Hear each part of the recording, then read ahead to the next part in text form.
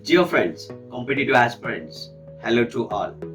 These days, we are all surrounded by distractions like social media distractions, internet surfing distractions, television distractions. So many distractions are there.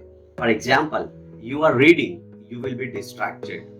You're watching, you will be distracted. You're writing, you will be distracted.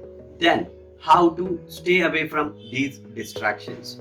Dear friends, here I will tell you 4 important things which will help you to stay away from those distractions. Number 1, practice concentration, practice focus. Number 2, be in a present.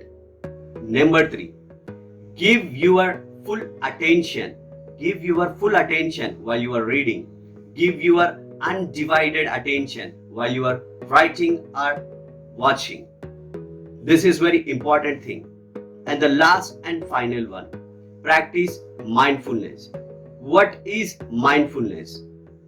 Being aware in a moment-to-moment basis. Being conscious every moment of your life. That is mindfulness. Ladies and gentlemen, distractions can hijack your focus. Distractions can hijack your concentration.